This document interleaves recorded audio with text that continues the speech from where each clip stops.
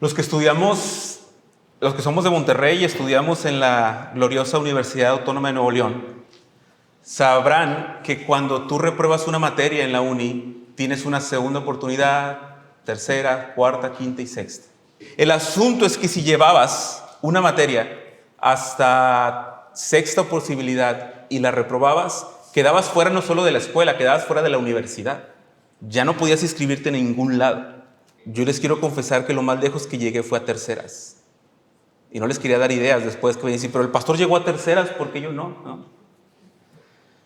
Pero estar en tercera oportunidad ya era algo muy grave, porque reprobaste la materia, presentaste segundas, la volviste a reprobar y estabas en terceras. Básicamente todos los que realmente querían estudiar y se preocupaban en tercera era el máximo que llegaban. Pero después conocí amigos que llegaban a quintas, a sextas. Conocí a 2 al menos amigos que llegaban a quintas y a sextas. Y los que estaban en quintas y en sextas estaban bien quitados de la pena. Los que estábamos en terceras estábamos todos nerviosos, presentando el mismo examen, volteabas con el que estaba presentando, ¿cuál es tu oportunidad? Esta es la quinta, esta es la sexta. Y ellos estaban de lo más relajados. Creo que cuando pensamos en esto, tenemos que darnos cuenta que el tiempo se está acabando para el pueblo de Israel. El tiempo de las llamadas de atención de Dios para este pueblo, para el pueblo de Judá, se está acabando. Dios ha enviado profetas y profetas, les ha explicado, les ha dicho, su palabra se ha cumplido, pero este pueblo definitivamente está en su tal vez penúltima oportunidad.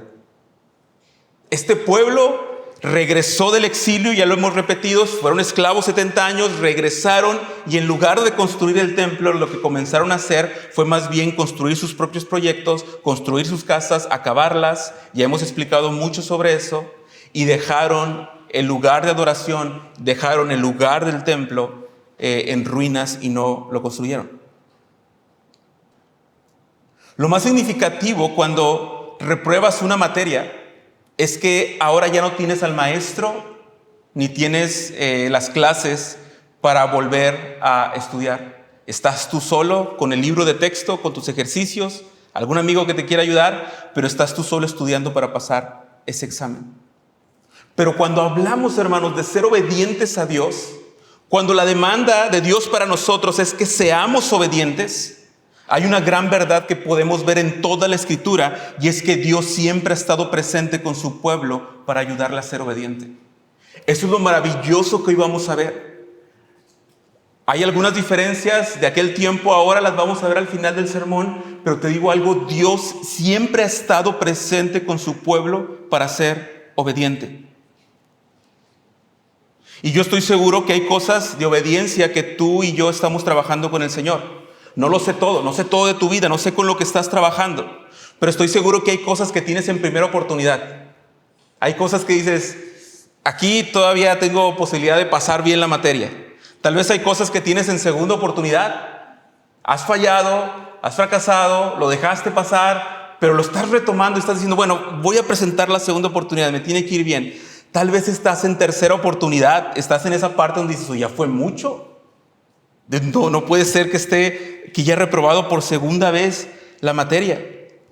Es más, tal vez hay cosas que tienes en quinta oportunidad y tal vez hay cosas que tienes en sexta oportunidad, usando la analogía de la universidad. Pero no importa en qué parte de estas oportunidades estés, lo importante es que el Señor está contigo. Lo importante es que el Señor está con su pueblo. Y te voy a dar una premisa sobre lo que voy a decir. Si tú realmente eres un hijo de Dios, nunca jamás vas a pasar de esa sexta oportunidad. Siempre vas a obedecer antes. Y te lo voy a demostrar por qué. Cuando hablamos de ser obedientes a Dios, cuando hablamos de hacer las cosas como Dios dice, siempre tenemos esta tentación de creer que estamos solos y que Dios está diciendo, ya te dije lo que tienes que hacer, ahora hazlo. Y te ve con los brazos cruzados viendo a ver si lo haces. Porque a veces somos así con nuestros hijos, los que somos papás. Ya les dijimos lo que tienen que hacer y nos cruzamos de brazos a ver si realmente lo hacen. Pero hermanos, la gran idea del sermón es que podemos ser obedientes, o más bien seamos obedientes, porque el Señor está con nosotros. Dios no es como nosotros. Dios no es como esta sociedad. Dios está con nosotros. Y si un hijo de Dios quiere ser obediente a Dios, te aseguro que Dios va a fortalecerte para que seas obediente y Él va a estar contigo. No hay manera en la que tú quieras hacer la voluntad de Dios, hacer lo que dice la palabra de Dios y digas, no puedo, estoy solo. No hay forma en la que tú quieras hacer la voluntad de Dios y Dios te mire como diciendo, yo te conozco, ni vas a hacer nada. Nunca jamás ha pasado eso en la historia. Siempre aquellos que quieren hacer la voluntad de Dios y que quieren ser obedientes a Dios son respaldados por Dios. Ahora quiero decirte 3 formas en las que ese texto dice cómo es que Dios nos ayuda a ser obedientes. Y lo primero que vemos en el texto es que Dios envía su palabra. En medio de la desobediencia, Dios envía su palabra. ¿Cómo es que Dios logra que este pueblo sea obediente? ¿Cómo es que al final ellos comienzan a restituir el templo? Ya lo he mencionado en las últimas 2 predicaciones, pero recordando un poquito este contexto, recuerden, el pueblo fue cautivo 70 años a Babilonia, después de vivir en idolatría, alejándose del Señor, haciendo cosas erradas, sirviendo a otros dioses, ofrendando a sus propios hijos a otros dioses. Ellos fueron disciplinados y estuvieron 70 años en cautivo, pero Dios los rescató. Después ellos regresan a su tierra y esperábamos que entendieran, dijeran, ok, Dios cumplió su palabra, nos rescató, nos disciplinó, nos hizo volver a nuestra tierra, hay que reconstruir el templo, pero en lugar de eso corrieron a reconstruir sus propias casas y por 16, 17 años el lugar del templo estuvo desolado. Entonces, ¿qué hace Dios? ¿Qué hace Dios cuando el pueblo desobedece después de que les tuvo misericordia y lo regresó a su pueblo? ¿Qué harías tú? ¿O cuántas veces le has dicho a tus hijos, esta es la última vez que te lo voy a decir? Yo la digo un montón de veces. Y generalmente nunca es la última. Pero yo según yo sí es la última. Esta es la última vez que te lo voy a decir. Pero lo que hace Dios cuando su pueblo desobedece es que envía nuevamente su palabra. Lo primero que hace Dios no es castigarlos, sino que Dios vuelve a enviar a un profeta para hablarles. Y esta es la idea del texto desde el principio. El pueblo andaba como Juan por su casa, como decimos. El pueblo andaba de manera inconsciente o consciente en sus propias casas, sin reconstruir el templo para adorar a Dios, sin reconstruir el templo para adorar a Dios, sin reconstruir aquel lugar físico que para ellos era tan importante y tan vital. Y Dios en su gracia y en su misericordia envía su palabra. Tal vez muchos de nosotros no hubiéramos dado otra posibilidad, no hubiéramos dado otra oportunidad. Si ves la misericordia que ha tenido este pueblo regresa y en lugar de ser obedientes, siguen siendo obedientes, ya hubiéramos cortado las cabezas. Pero Dios decide enviar a un profeta. Y este profeta no solo va a decirles lo que tienen que hacer, sino que va a interpretarles lo que está sucediendo. ¿Qué era lo que estaba viviendo el pueblo de Dios?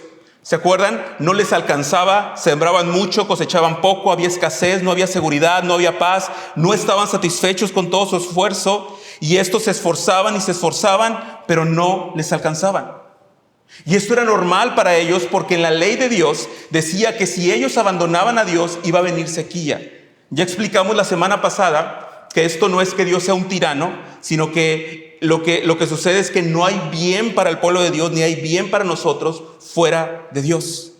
Entonces es natural que si de Dios proviene todo el bien, toda nuestra bendición, toda la fuente de nuestra vida, es natural que Dios demande que Él sea adorado y que Él sea reverenciado y que Él sea glorificado.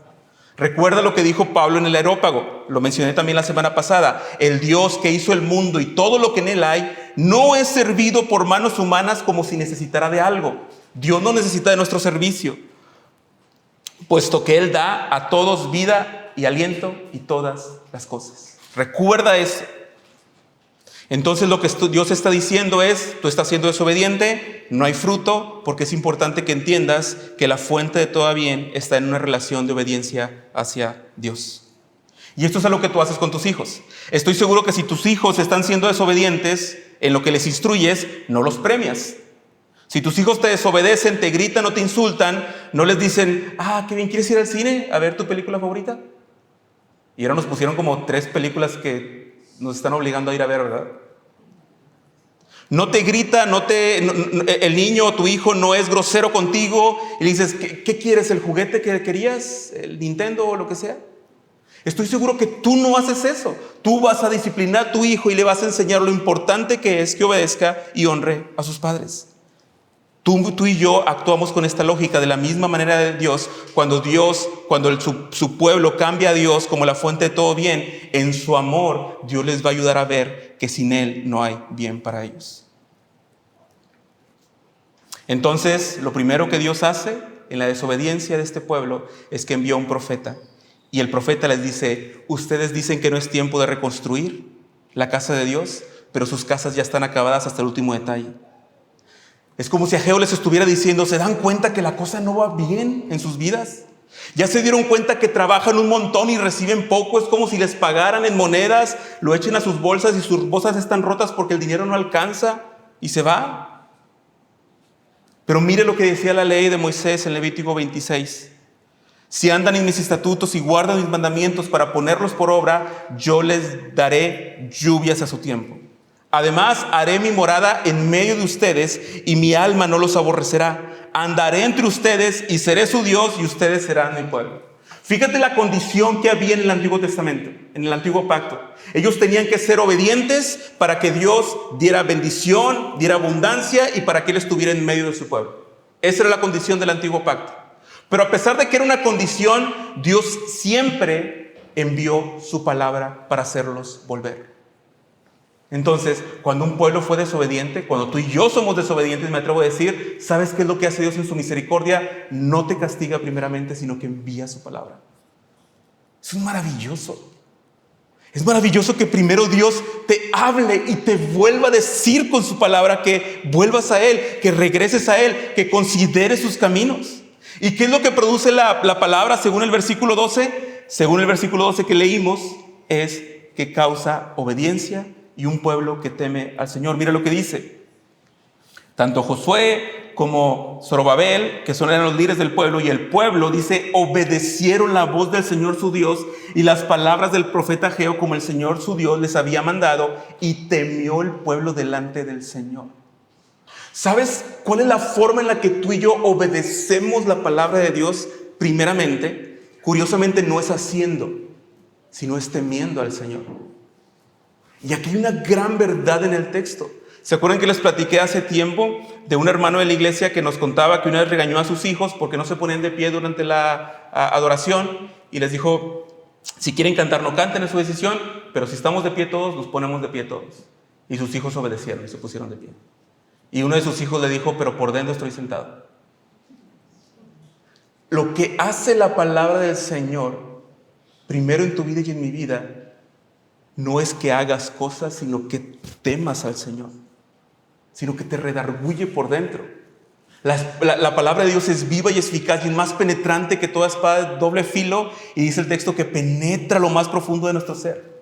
Discierne las intenciones, las motivaciones, te desarma por completo la palabra del Señor. Y mira este pueblo que andaba desviadón, que andaba en otra onda, pero escucha la palabra del Señor y reacciona y teme al Señor. ¿Saben lo único que no es esperado de los verdaderos hijos de Dios?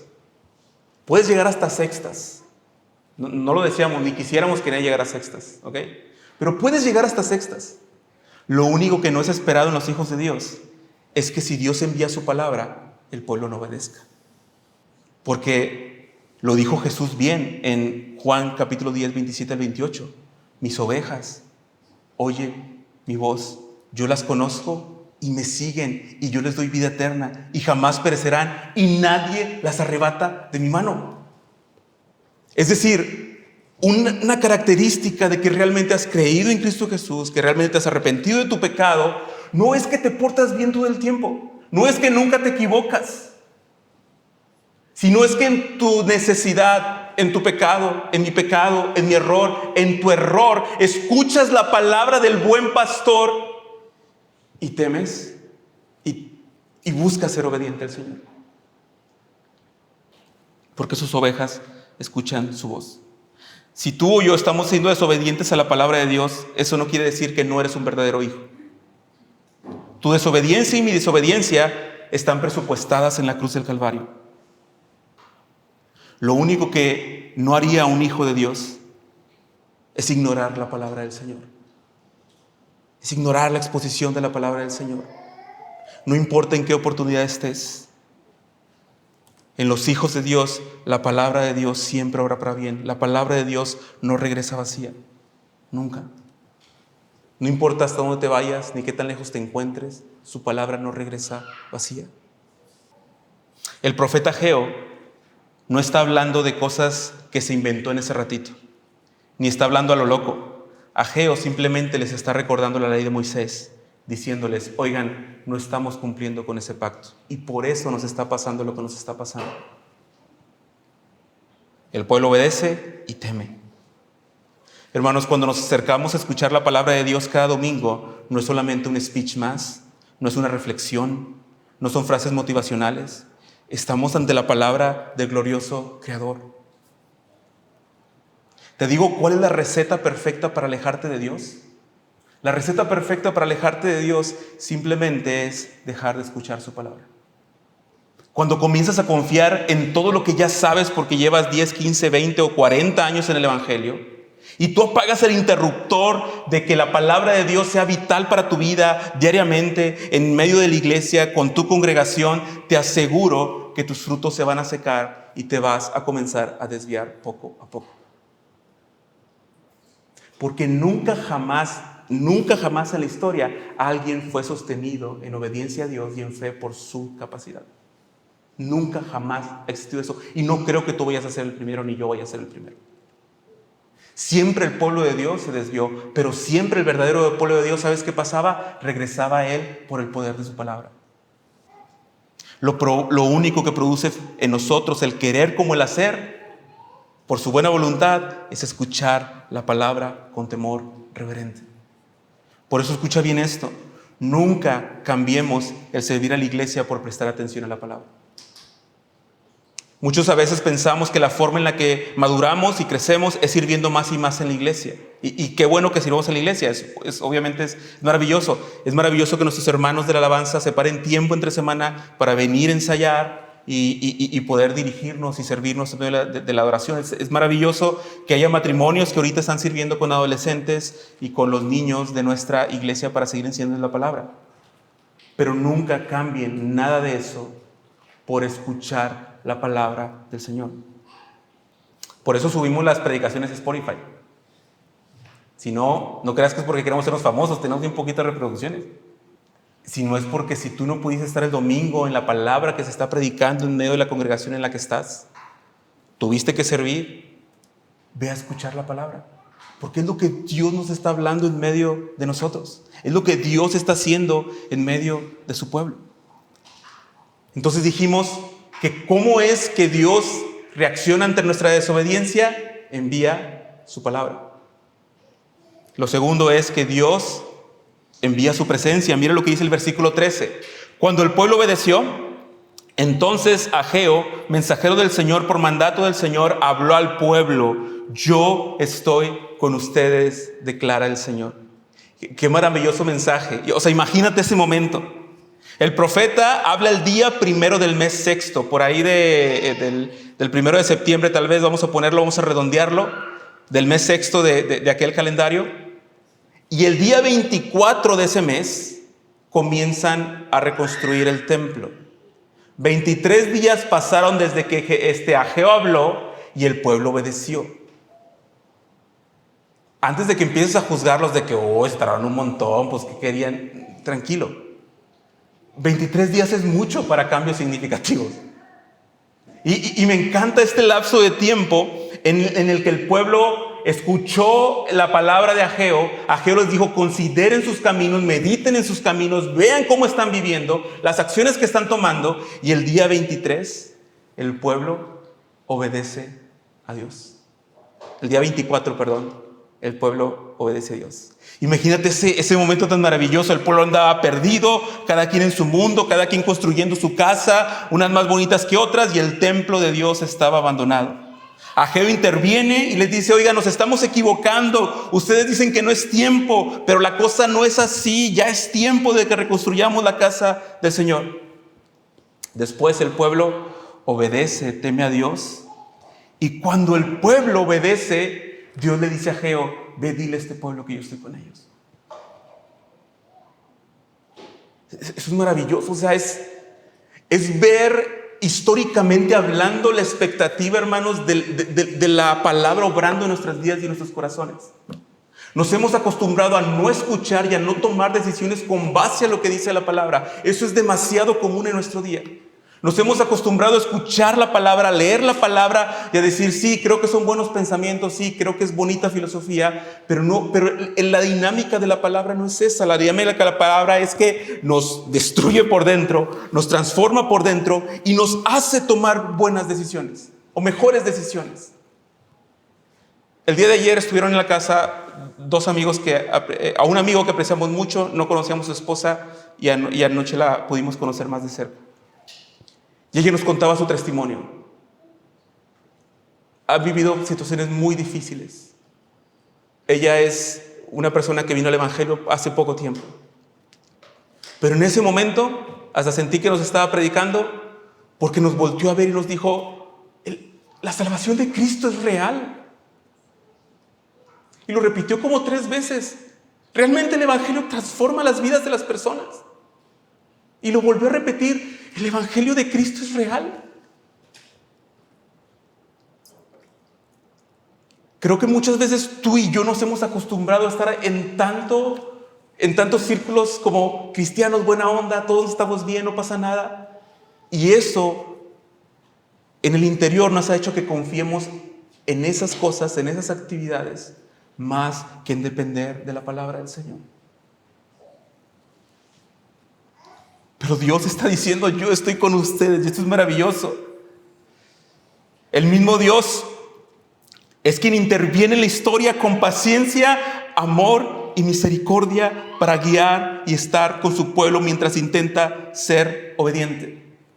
Hay un logro desbloqueado en casa con Caleb y Dani, los más grandes. Y es que Karen me dijo: esta semana voy a enseñarles a dividir la ropa y a lavar la ropa. Esa va a ser la responsabilidad de ellas.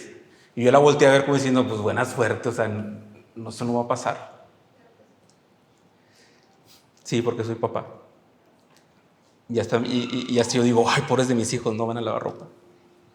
Oigan, esa semana Karen los agarró y les dijo: esto va a ser lo que tienen que hacer, así, así, así. Hicieron un poquito de no, lo normal. No vamos a hacerlo, pero recuerdo que Karen les dijo: yo esta semana lo voy a hacer con ustedes. Vengan. Y lo hicieron juntos. A la segunda semana, como un milagro divino, los Caleb y Dani ya lavan la ropa de la casa. De nada a futuros yernos y nueras. Piensa en esto, porque cuando tú intentas obedecer a Cristo, por más difícil que sea lo que tienes que hacer, por más orgullo que tengas que vencer, Él está contigo. Él está contigo para hacer lo que tienes que hacer. No estás solo. Nunca jamás Dios en la historia ha actuado así. Él está contigo para hacer lo que tienes que hacer.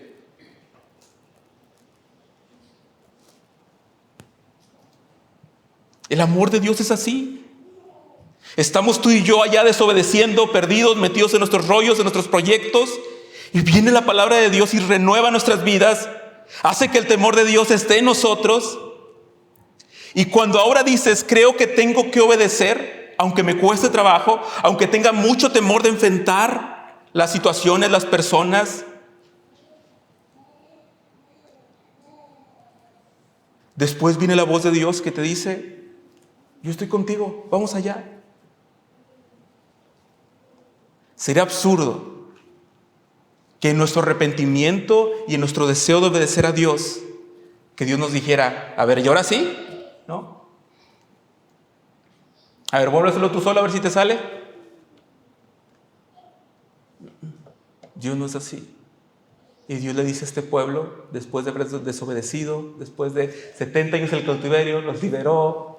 Y este pueblo quiere obedecer. Y lo que Dios dice es, yo estoy con ustedes. Perdón, pero tú y yo no somos así. Nos debe sorprender esto porque tú y yo no damos muchas oportunidades a las personas. Y Dios en su gracia dice, yo estoy con ustedes. Entonces, ¿cómo Dios nos ayuda en la desobediencia? Dios envía su palabra, Dios envía su presencia. Pero número 3, y esto nos debería volar la cabeza, porque Dios despierta tu voluntad y mi voluntad. Mira lo que dice el pasaje, versículo 14. Y el Señor despertó el espíritu de Zorobabel, hijo de Salatiel, gobernador de Judá, y el espíritu del sumo sacerdote Josué, hijo de Josadac, y el espíritu de todo el remanente del pueblo. Así que vinieron y comenzaron la obra en la casa del Señor de los ejércitos, su Dios, el día 24 del mes sexto, en el año segundo del rey Darío. Es maravilloso porque la palabra que está aquí como espíritu no se refiere al Espíritu Santo, sino que es el espíritu humano, es esta parte de la voluntad, es en el sentido de que esta parte que nos hace tomar decisiones, es lo que nos hace mover nuestra voluntad, y esto es la capacidad que tenemos de decisión. Y muchas veces hemos dicho esta frase, Dios hace su parte, pero tú tienes que hacer la tuya. ¿Has escuchado eso? O ayúdate que yo te ayudaré, otro dicho famoso. Pero es curioso porque el texto está diciendo que Él despertó la voluntad y el deseo de la misma gente de su pueblo para ser obedientes. Hay una frase que también decimos mucho, decimos en el corazón que no se manda. O sea que no podemos gobernar nuestros deseos son los deseos y el corazón no se manda. No es cierto, Dios manda en la voluntad, Dios manda en el corazón, Él es dueño de todo, Él es dueño de tu alma. Y la ley de Jehová es perfecta que convierte el alma. Entonces cuando el pueblo de Dios escucha la voz de Dios, obedece, teme a Dios, Dios le dice, yo estoy con ustedes, y todavía despierta su espíritu, despierta su voluntad para que el pueblo ponga manos a la obra.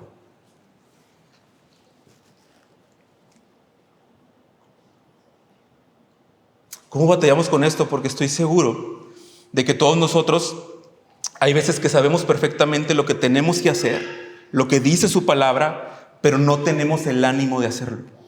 Tenemos tantas trabas o tantas excusas para ser obedientes.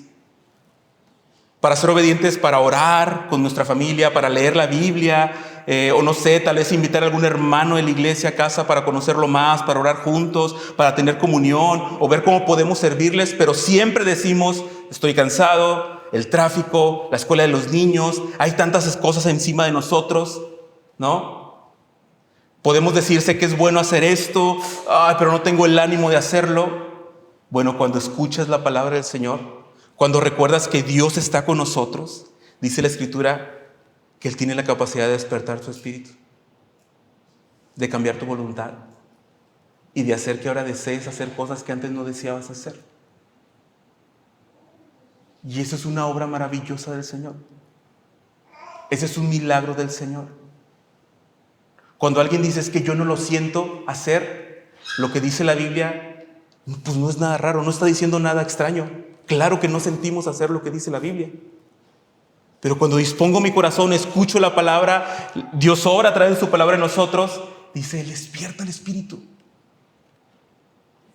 Y esta parte es maravillosa porque nos presenta cómo Dios completó la obra para ellos.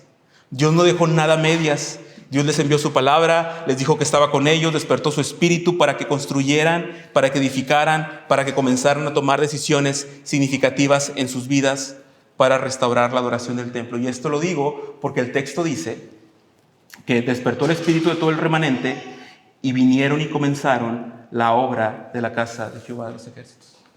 Y fechan la fecha, valga la expresión, cuando comenzaron a construirla. Entonces, ¿cómo Dios reacciona ante nuestra desobediencia? Dios envía su palabra, Dios envía su presencia y Dios despierta la voluntad de su pueblo. ¿Cómo funciona esto para nosotros hoy? Porque estamos en el nuevo pacto. ¿Cómo funciona esto de este lado de la cruz de Cristo? Y tengo que recordarte que ellos estaban en el antiguo pacto. Y en el antiguo pacto, escucha esto, el trato era, si me obedecen, les va bien. Si me obedecen, hay abundancia. Si ustedes se portan bien y cumplen mis leyes, yo les voy a dar lluvia, yo les voy a dar fruto, yo les voy a dar paz, les voy a dar cuidado. Si ustedes me desobedecen, va a haber castigo. Y justamente ellos estuvieron 70 años en cautiverio porque fueron desobedientes a Dios por mucho tiempo. Y esto es un reto para nosotros hoy porque estamos bajo un nuevo pacto. Y muchas veces tú y yo hemos desobedecido a Dios y las consecuencias no son inmediatas. ¿Te ha pasado? Hay veces que dejas de venir a la iglesia o dejas de hacer cosas para el Señor, dejas de buscar al Señor y hasta te va mejor. ¿Te ha pasado? Te esfuerzas más en tu trabajo y te va mejor. Tienes muchas cosas que hacer y ya no estás adorando al Señor ni buscando al Señor. Dios sabe que trabajo, Dios sabe que esto, y te está yendo bien. Y de hecho, muchas veces decimos, pues me estás yendo bien. Si Dios estuviera enojado conmigo, me iría mal. Pero así no funciona ahora. Porque para aquel pueblo la escasez física, la escasez material era símbolo de desobediencia. Y la abundancia física era símbolo de obediencia. Te voy a volver a leer lo que decía Levítico. Si andan en mis estatutos y guardan mis mandamientos para ponerlos por obra, yo les daré lluvias a su tiempo. Además haré mi morada en medio de ustedes y mi alma no los aborrecerá. Andaré entre ustedes y seré su Dios y ustedes serán mi pueblo. Pero en el nuevo pacto entendemos que toda esta abundancia profetizaba, pronosticaba nuestro bien mayor, que es Cristo Jesús. En el Nuevo Testamento no se prometen riquezas si eres obediente. No se promete que nunca vas a tener problemas. Al contrario, a veces venir al Evangelio te trae problemas y decisiones difíciles. Pablo le dijo a Timoteo, y también todos los que quieran vivir piadosamente en Cristo Jesús serán perseguidos. Pero el asunto es que los que han encontrado a Cristo, la fuente de vida, los que han hallado ese tesoro escondido, van a vender todo lo que tienen para vivir para el reino de Dios con gozo. Entendemos que Él proveerá de todo porque sabemos que Él es un Padre bueno y Él tiene cuidado de todas nuestras necesidades. Pero fíjate lo que dice Pablo, porque ya conocen la gracia de nuestro Señor Jesucristo, que aunque era rico, por amor a ustedes se hizo pobre para que ustedes, por medio de su pobreza, llegaran a ser ricos. Tú dices, José, ¿pero qué pasó? Yo no soy rico. Y el texto dice que vamos a ser ricos. Entonces tal vez no estamos entendiendo la riqueza de la que está hablando el texto. Porque sí promete riqueza el Nuevo Testamento, pero no es una riqueza material, sino es una riqueza en Cristo, es una bendición espiritual. Fíjate lo que dice Efesios 1:3. Bendito sea el Dios y Padre de nuestro Señor Jesucristo, que nos ha bendecido con toda bendición espiritual en los lugares celestiales en Cristo. Colosenses 2:9-10, porque en Él habita toda la plenitud de la deidad en forma corporal, y ustedes han sido hechos completos en Él, que es la cabeza de todo principado y potestad. Filipenses 4:19, y Dios suplirá todo lo que les falta conforme a sus riquezas en gloria en Cristo Jesús. Claro que hay abundancia para nosotros, claro que hay riqueza para nosotros, pero es en Cristo. Y te aseguro que es el mayor bien que tenemos, a Cristo. Vale todo la pena perdernos por Él, vivir por Él, tomar nuestra cruz cada día y seguirle, porque su salvación está por encima de cualquier valor material que podamos tener o conseguir. Y este es el tema de este tiempo, el nuevo pacto. Antes de que digas, oye Josué, está bueno esto del nuevo pacto, pero no podríamos regresar al antiguo pacto porque yo soy bien disciplinado. Yo sí me porto bien. A aquellos les fue mal porque han de haber sido bien vagos, bien haraganes. ¿Por qué no regresamos al antiguo pacto y lo volvemos a intentar? ¿Qué tal que sí nos va bien y hay abundancia? Mira, ya fue probado. Y no creo que tengas algo más diferente que a todo aquel pueblo. Y Jeremías justamente profetizaba que iba a venir un nuevo pacto, un nuevo momento. Dice, no como el pacto que hice con ellos en el desierto, porque ellos rompieron ese pacto, quebraron ese pacto, no cumplieron ese pacto. Y todas estas historias del Antiguo Testamento están aquí para recordarnos que no hay quien pueda obedecer a Dios completamente. Este pueblo obedeció, reconstruyó, pero después comenzaron a ser desobedientes otra vez. Pero entonces, ¿qué iba a pasar en el nuevo pacto? Mira lo que dice Jeremías 31. Mi nuevo pacto, dice Dios, pondré mi ley dentro de ellos y sobre sus corazones las escribiré. Entonces yo seré su Dios y ellos serán mi pueblo. Es decir, que dentro de nuestro corazón, dentro de nosotros, Él iba a poner su ley. Y el libro de Ezequiel, que también profetizaba este nuevo pacto, fíjate lo que dice. Además, les daré un corazón nuevo y pondré un espíritu nuevo dentro de ustedes. Quitaré de su carne el corazón de piedra, un corazón que no obedecía, y les daré un corazón de carne. Pondré dentro de ustedes mi espíritu y haré que anden en mis estatutos y que cumplan cuidadosamente mis ordenanzas. Esto es lo maravilloso, que en el nuevo pacto, la forma en la que Dios garantizaba que iba a tener un pueblo obediente es que Él iba a hacer un nuevo pacto con la casa de Israel. Y en ese nuevo pacto, ya las leyes de Dios no iban a estar afuera, sino que iban a estar adentro, que su Espíritu Santo iba a estar adentro de nosotros y su Espíritu Santo nos iba a hacer obedientes. Y este nuevo pacto inició cuando Cristo, en aquella última Pascua, levantó la copa y dijo: esta copa representa el nuevo pacto en mi sangre. Dice Efesios 2:12, recuerden que en ese tiempo ustedes estaban separados de Cristo, sin tener esperanza y sin Dios en el mundo. Pero Dios, en su eterno amor, envió a su Hijo. Y la forma en la que operó el nuevo pacto fue diferente, porque Dios no envió un profeta, Dios envió a su Hijo. ¿Y sabes cuál era el mensaje que Dios envió? El mensaje era Jesucristo mismo. Él era el mensaje. Lo que Jesús hacía, decía, vivía, era el mensaje de Dios para nosotros. Jesús era la palabra misma. Así se le dice en el Nuevo Testamento. En Juan dice que esa palabra se hizo carne y habitó entre nosotros.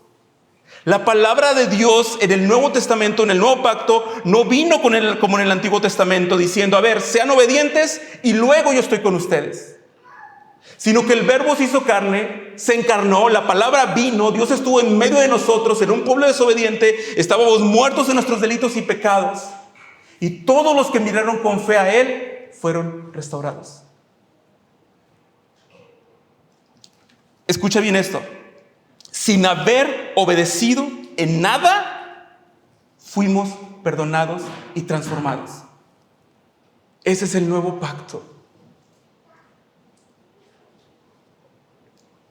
Si tú no eres creyente, escucha esto, no tienes que obedecer primero para que Dios esté contigo. Lo que tienes que hacer es arrepentirte y creer en el mensaje de salvación. Porque este es el nuevo pacto. Y Dios en el nuevo pacto no solo despierta nuestro espíritu como lo hizo con Zorobabel, con el pueblo y con Josué. En el nuevo pacto, Dios pone su propio espíritu dentro de nosotros para que seamos obedientes. Dice Efesios 1:3, en Él también ustedes, después de escuchar el mensaje de la verdad, el evangelio de salvación, y habiendo creído, fueron sellados con el Espíritu Santo de la promesa. Por eso voy a rescatar mi tesis del principio. Un verdadero creyente puede llevar materias hasta sexta oportunidad. Lo que no es posible es que la palabra de Dios sea expuesta, se le diga que va por un camino incorrecto y que esa persona no reaccione para dar la vuelta e ir hacia Dios. Porque no estamos pensando en la capacidad tuya ni en la mía para ser obedientes, sino estamos pensando en que si verdaderamente has creído en el Señor como el Señor de tu vida, que si realmente has arrepentido de tu pecado, Dios ha enviado su Espíritu Santo a vivir en ti. Y estamos confiando en la capacidad del Señor, que por medio de su Espíritu nos guía y nos lleva a la salvación y a la vida y a la obediencia. y lleva a cumplir lo que decía Juan capítulo 10: nada ni nadie puede arrebatar a mis ovejas de mi mano.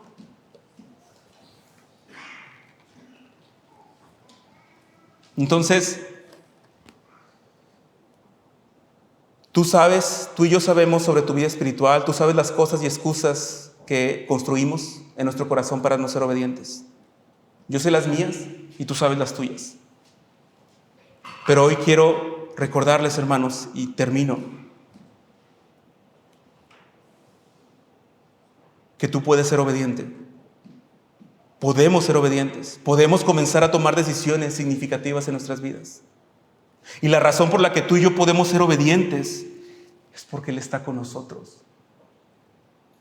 En la cruz del Calvario Él cargó con tus pecados en su totalidad, con mis pecados en su totalidad. Y por su muerte, la presencia de Dios ya no está más en un lugar físico, sino que está en medio de nosotros como iglesia. Y si estás cansado, recuerda que Dios va a renovar tus fuerzas. Es ilógico que tú en el nuevo pacto digas: yo quiero ser obediente, pero no tengo ánimo, así que no lo voy a hacer. Lo más lógico y bíblico sería que dijeras: quiero ser obediente, no tengo ánimo por mí mismo, pero el Señor está conmigo para producir el querer como el hacer por su buena voluntad. Dios está contigo. Dios está con su pueblo. Dios envió a su Hijo. Y si Él ya ha dado a su Hijo, dice el texto de Romanos 8:32, ¿cómo no nos concederá también con Él todas las cosas? Hermanos, Dios nos va a sostener, respaldar, cuidar y guiar tangiblemente a todos aquellos que quieren ser obedientes a su palabra por su gracia. Así que, hermanos, seamos obedientes a Dios, porque Él está con nosotros. Toma decisiones significativas en tu vida espiritual, por el bien tuyo y el de tu familia. Seamos obedientes a Dios, porque en la cruz del Calvario Él nos reconcilió con Él y nos dio salvación y vida. Él está con nosotros. Dios ha enviado su palabra. Dios está con nosotros. Y Dios no solo despierta nuestro espíritu, hizo algo mejor. Él puso su espíritu dentro de nosotros. Padre, ruego en el nombre de Cristo Jesús que tú hagas una obra poderosa en medio de nosotros. Ruego que tu Espíritu Santo, que está aquí en medio de nosotros, obre de manera muy significativa en nuestros corazones. Y lo decimos con temor, sabiendo que todos nosotros aquí necesitamos ser transformados en alguna otra cosa. Así que oramos, Señor, que tu palabra nos renueve, nos restaure y que nos ayudes a ser obedientes, Señor. Que nos ayudes a recordar que tú estás con nosotros. Dirige nuestras vidas y nuestros corazones a ti. Aliéntanos, Señor. Sosténnos por tu gracia y por tu misericordia. Bendice a mis hermanos, bendice a los que son padres. Bendice a los matrimonios, a nuestros jóvenes, Señor, a los adolescentes y a los niños, a nuestros ancianos. Y despierta nuestro espíritu, Señor. Despierta nuestra voluntad por el poder de tu palabra, por tu evangelio. Produce el querer como el hacer por tu buena voluntad en medio de nosotros. Y permítenos ver tu evangelio brillar. Permítenos ver a tu evangelio ser proclamado y vivido con fidelidad en medio nuestro. En Cristo Jesús oramos y te bendecimos. Amén.